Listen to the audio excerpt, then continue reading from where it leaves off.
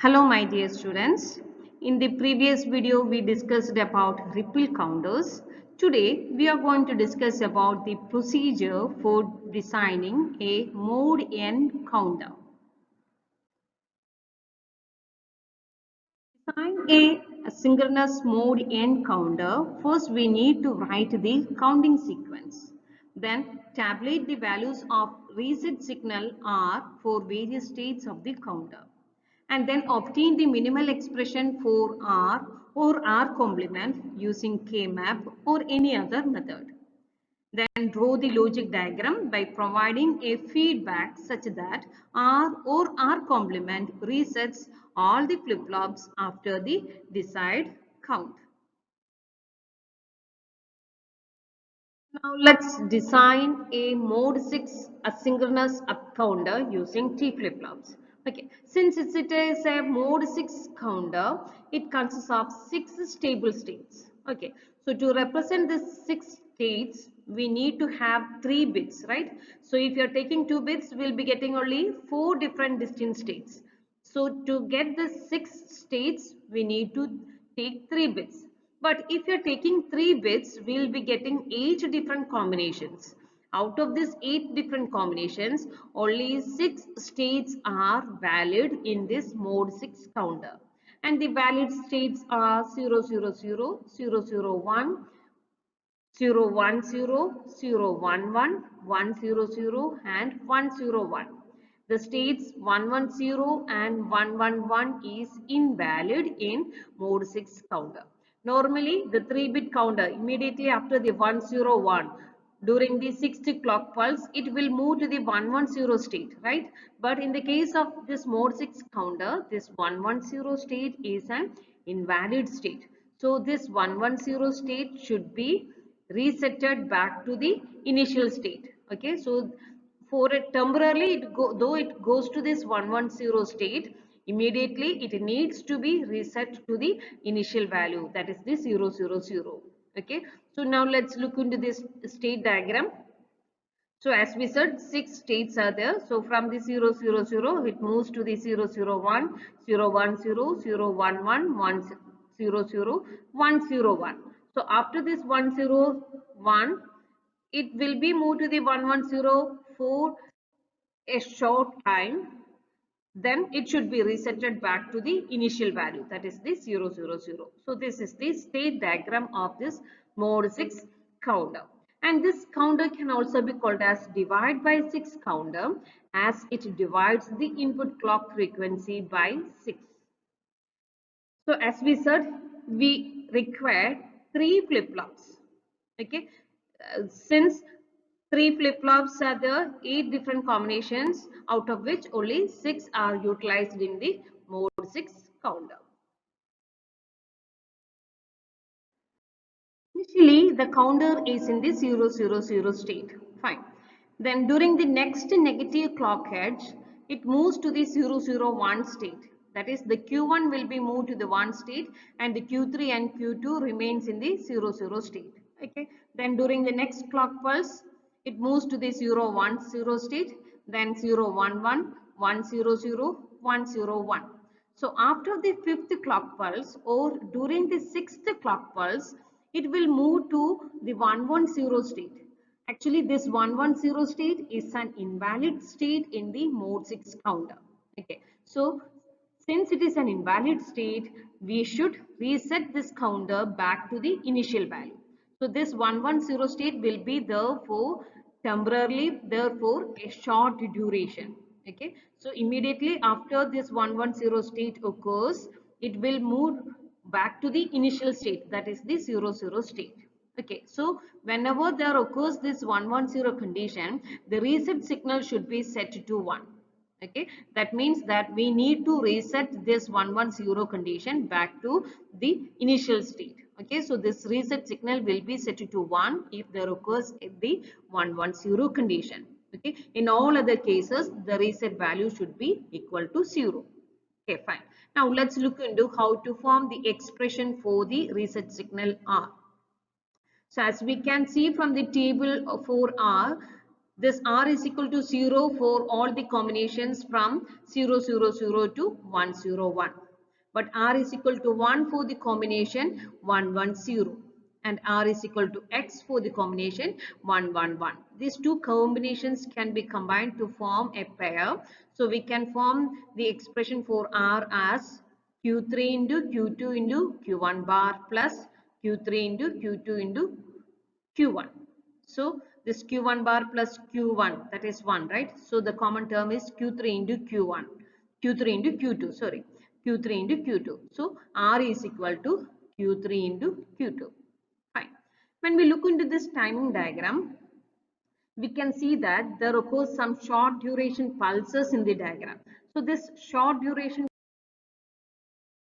Now let's look into the logic diagram of mode 6 asynchronous up counter designed using negative edge triggered T flip-flops. Negative edge triggered T flip-flops. Okay, since as we said we need to have 3 flip-flops. Okay, so we are taking 3 T flip-flops. All the T terminals are connected to logic 1. Okay, since it is an up counter, the Q output is connected as the clock input of the next flip-flop. The Q output is connected as the clock input of the next flip-flop. The first flip-flop is triggered by a negative clock, external clock. Fine. And we are having one additional signal called as clear signal. That means we need to clear or we need to reset this counter when we are reaching this 110 condition. So we need to have one more gate for applying this reset signal. So as we said, we know the R value. R is equal to Q3 into Q2. Okay. So for active low reset, we can make use of NAND gate instead of AND gate. Instead of AND gate, we can make use of this NAND gate. So R complement can be used here. For active low reset, R complement can be used. Okay, so we can make use of either R or R complement. If you are using R, then take the AND gate as this to implement this reset signal. If you are taking R complement, we need to take NAND gate to implement the reset. Okay, fine. So as we know, this R complement is equal to Q3 into Q2 whole complement. Okay, so we are taking the connection from the Q2 as well as from the Q3. Okay, so Q3 into Q2 the whole complement, that is the R complement. Okay, so this line or this reset line will be connected to all the flip-flops as the clear values. To clear all the flip-flops, to clear all the 3 flip-flops, this reset signal will be connected to these 3 flip-flops. Okay, so this is the logic diagram of mode 6 asynchronous. Let's look into another one, that is mode 10 ripple counter. Mode 10 ripple counter can also be called as decade counter or as BCD counter or divide by 10 counter. Since it is a mode 10 counter, how many states will be there? 10 stable states will be there. So to have this 10 stable states, we need to have 4 bits. Okay. With the help of 3 bits, we can implement only a maximum of 8 different states. So we are taking 4 flip-flops. So by means of 4 bits, we will be getting 16 different combinations, right? 2 raised to 4, which is equal to 16 different combinations are possible. But out of the 16 possible states, only 10 states are valid. Okay, and the 10 stable states are 0, 0, 0, 0 through 101, 0, 0, 0, 0, 0, 0, 0, 1, 0, 0, 1, 0, 0, 0, 1, 1, 0, 1, 0, 0, 0, 1, 0, 1, 0, 1, 1, 0, 0, triple 1, 1, 0, 0, 0, 1, 0, 0, 1. After this 1001, it should move to the initial state. So this is the terminal count here. This is the largest possible value here. So after this, instead of moving to the 1010, it should move to the 000 state. Okay, so at this time, we need to reset this counter.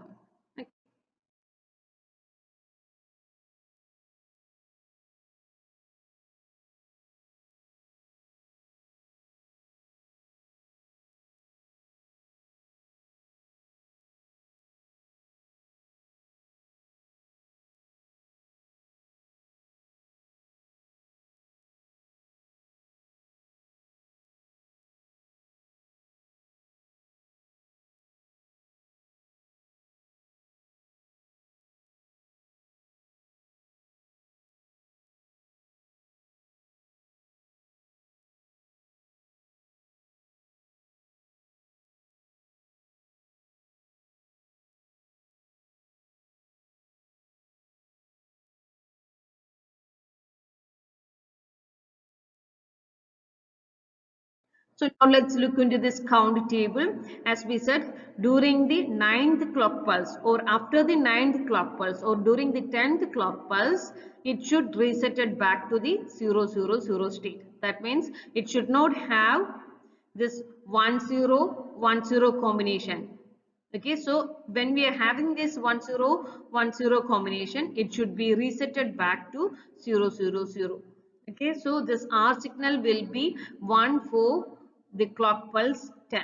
In all other cases, for the cases from 0 to 9, the R is equal to 0. For the 10th clock pulse, the R will be 1 temporarily for the state 1010, and for the remaining states, remaining invalid states, it will be in the don't care condition. Okay, now let's draw the truth K-map for finding out the simplified expression for R. So including this X value or including this don't care conditions, we can form a quad here. So based on that, we'll be getting the R value as Q4 into Q2. Okay, so we are simplifying this given table using a K-map, and we'll be getting the reduced expression for the reset signal as Q4 into Q2. Okay.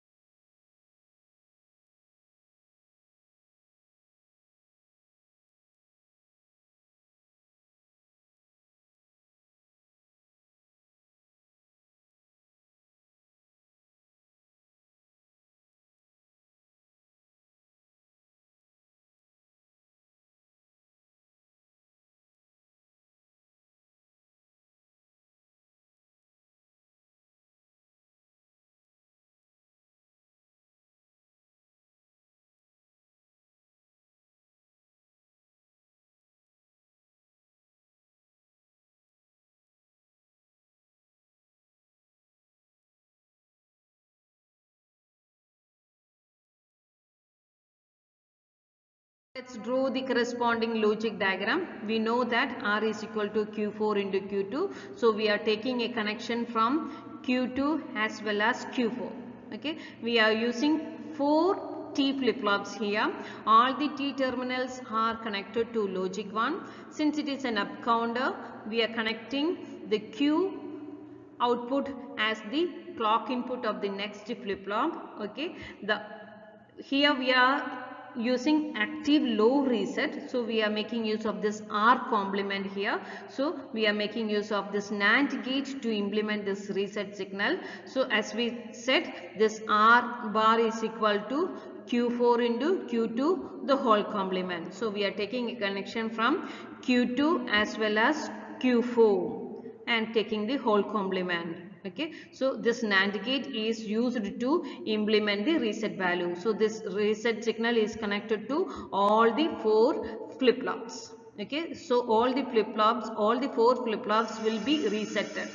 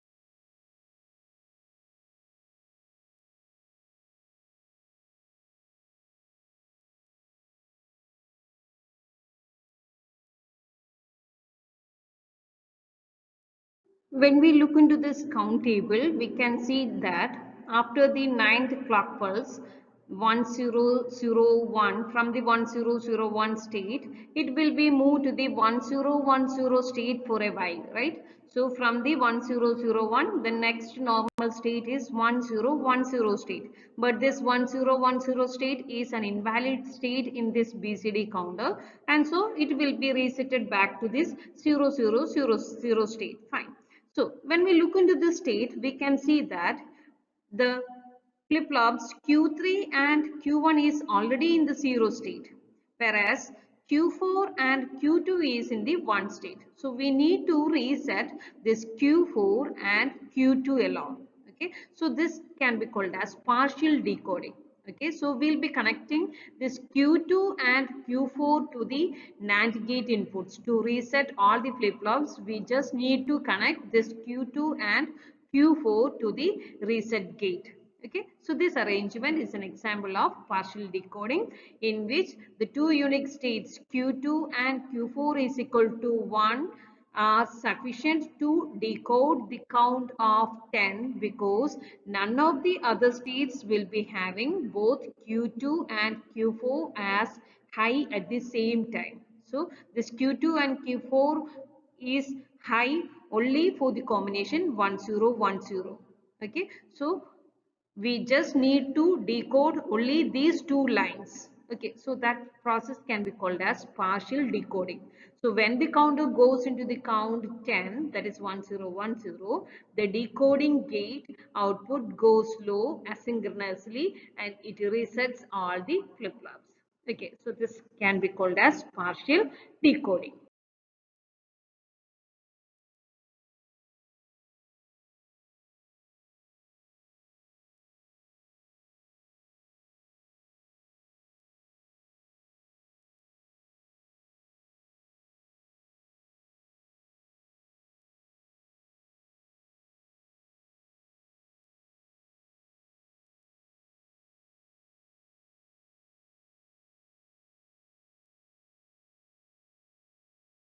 Till now, we designed the counters using either JK flip-flop or the T flip-flop.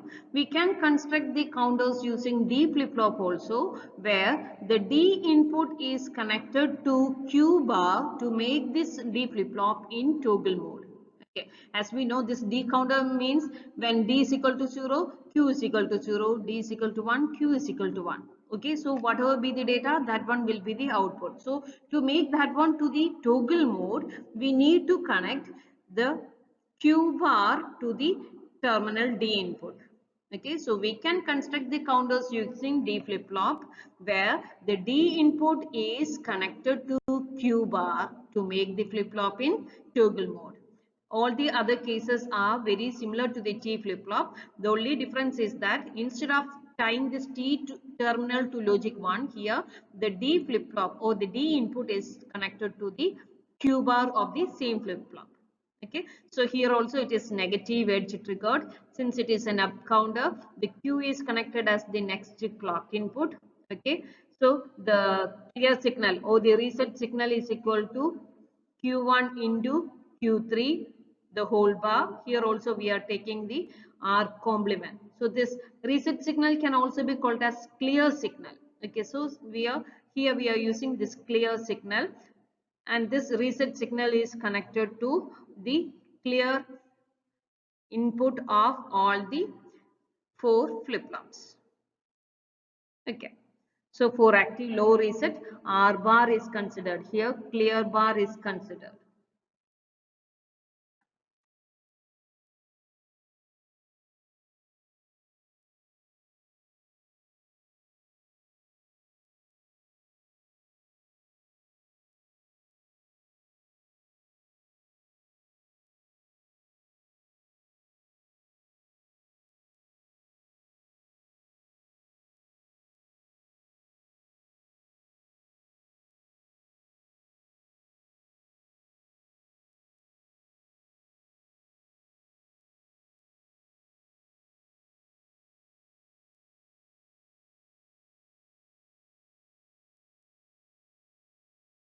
Okay, now let's discuss about the mode 12 counter. Okay, in the case of mode 12 counter, how many different states will be there?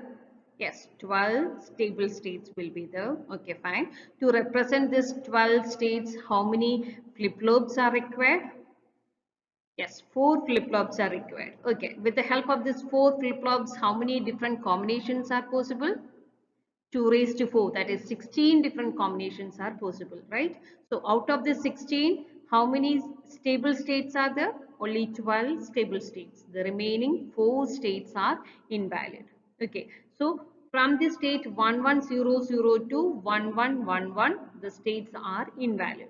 So when the counter goes to its last state 1011, it should be recycled back to 0000. So normally it will be moved to the 110 state. Okay. So when we move to this 1100 state, we need to be resetted back to this 000 state. So when we look into this state, we can see that this Q2, Q0 and Q1 is already in the 0 state. So we need to reset only the flip-flops 2 and 3.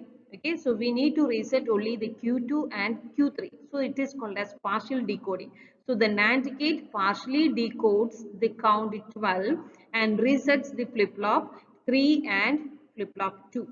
Okay, so thus on the 12th clock pulse, the counter is forced to recycle from the count 11 to count 0. So it is in count 12 for only a few nanoseconds before it is reset by the glitch on the reset signal. Okay.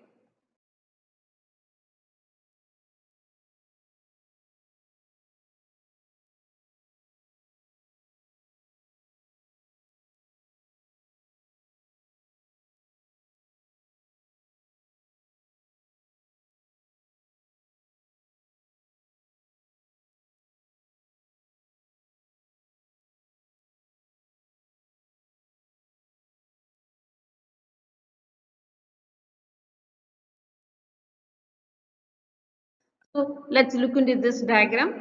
So as we said, we need to reset only the flip-flops Q2 and Q3. So this Q2 and Q3 are connected to the partial decoding circuit, that is the NAND gate. Okay, so since it is an up counter, the Q is connected as the clock signal. Since it is negative edge triggered, the clock signal is shown as negative edges. Okay, so we are making use of JK flip-flops here. So all the J and K terminals are connected to the logic 1. Fine. So then the NAND gate should be connected as the clear signal to all the flip-flops. Okay, the timing diagram is also shown here.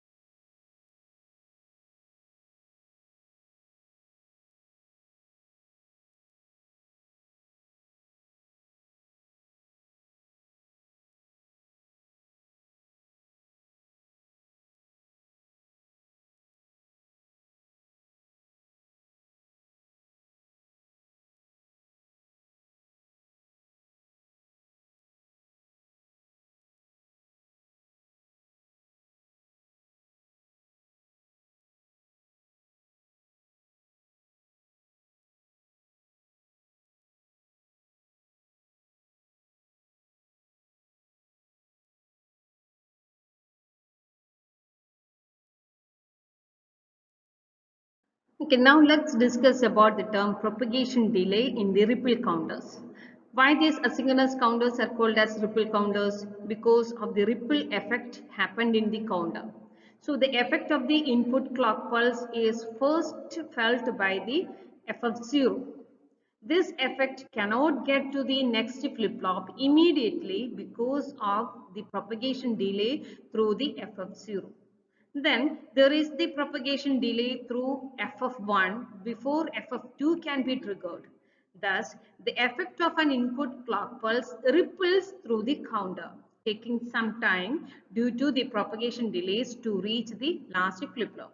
And that is why these asynchronous counters are commonly referred to as ripple counters. Okay, so the effect of the input clock pulse reaches the last flip-flop after some propagation delay. Okay, so this delay actually forms a ripple effect in the counter.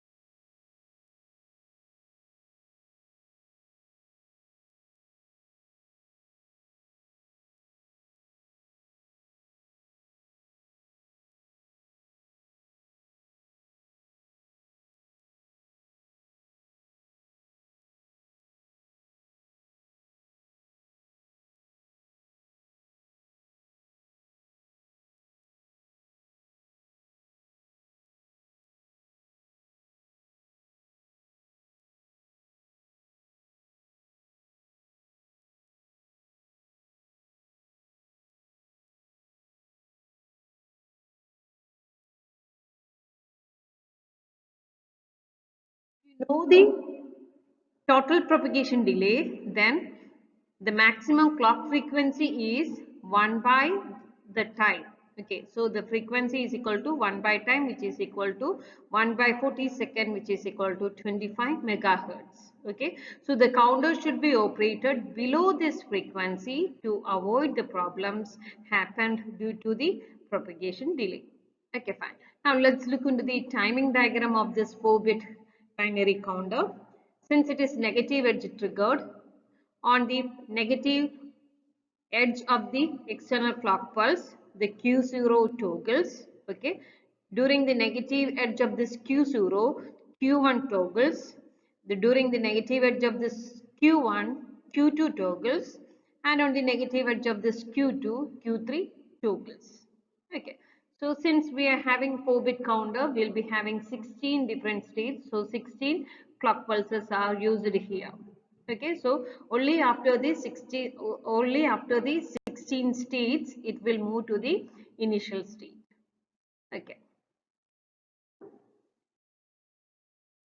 In this video, we discussed about how to design a mode n counter. Thank you.